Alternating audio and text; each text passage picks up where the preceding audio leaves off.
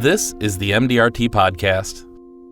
From virtual happy hours to peer group meetings, advisors are using their time apart to gain new ways to come together. During a Zoom call on June 16th, Keng from Singapore, Sarah Hogan from Manchester, UK, John Enright from Syracuse, New York, discussed how they have utilized these remote meeting opportunities.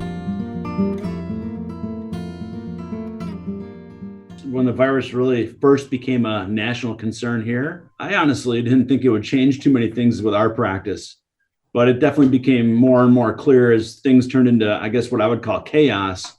I learned that COVID-19 would definitely have a lifelong impact on how we do business. And that kind of comes from being through a few crises before and knowing that chaos creates opportunity, and the old saying that we should never waste a crisis.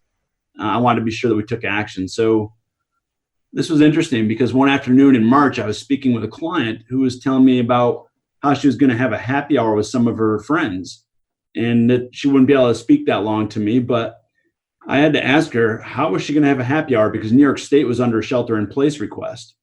So she explained that they were going to do their happy hour via Zoom and that they had invited some friends from across the country, and they do this weekly.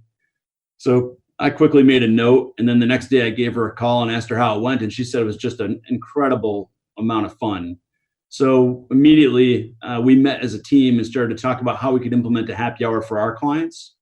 And that following Tuesday, March 31st, was our first custom wealth management happy hour. And we actually called it, "I'll have a Corona, hold the virus." We didn't really have any idea what we were doing, but we brought a bunch of decorations in that my wife had at home because she was storing them for the school for the kids.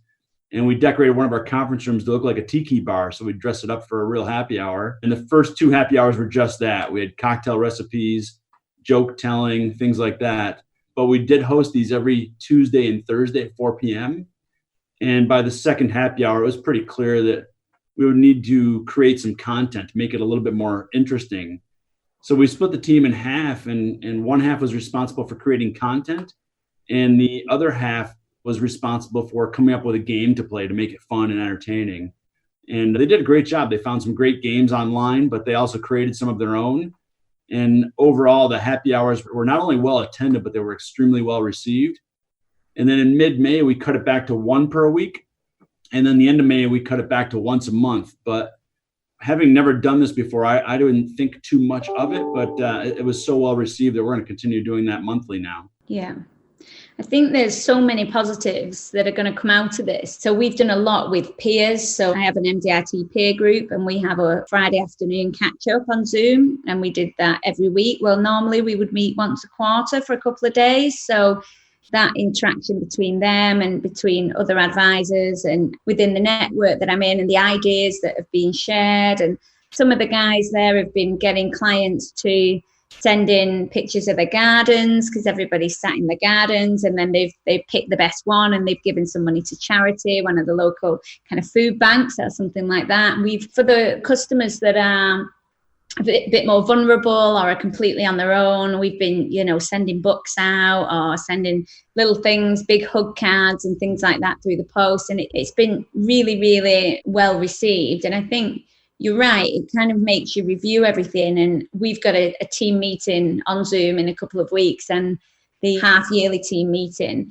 And during this time, we've kind of rewritten our entire front end and review process because of the efficiencies that we've seen with not just using Zoom, but other technology as well. So I just got introduced to a video platform called Loom, which people are using to share training and to share videos with clients, and just really, really making you look at everything in a lot more detail and say, look, instead of just doing it the way that we've always done it, can we do this smarter and more efficiently? So I think it'll have a long-term effect, hopefully, on the efficiency of the processes, and also having that confidence that if a member of the team wants to work from home, that you can absolutely trust them to do it.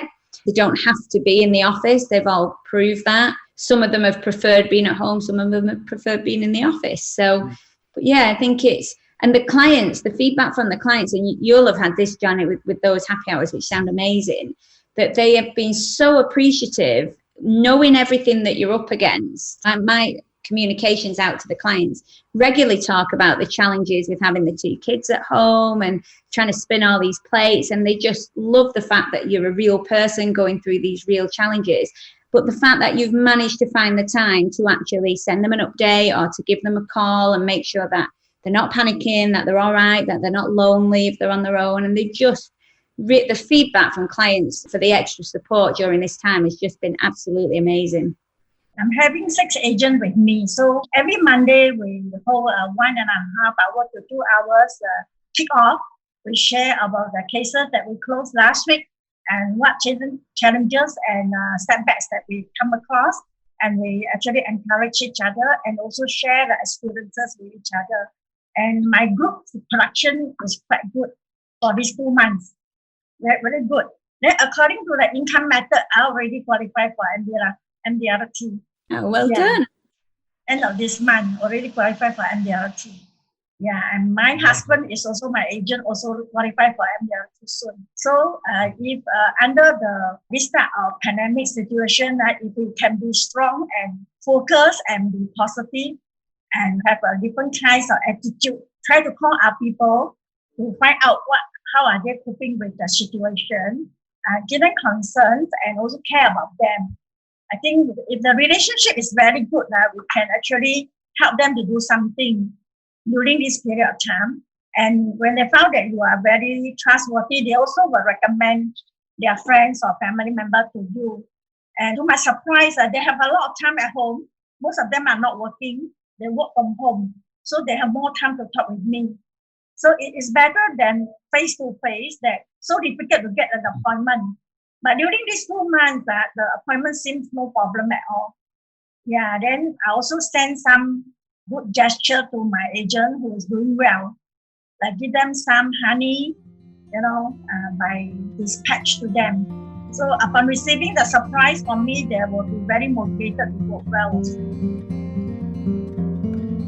This episode is part of MDRT's podcast series about advisors adapting to the global health crisis and down market. If you'd like to subscribe, find us on Spotify and SoundCloud, and we'll see you next time.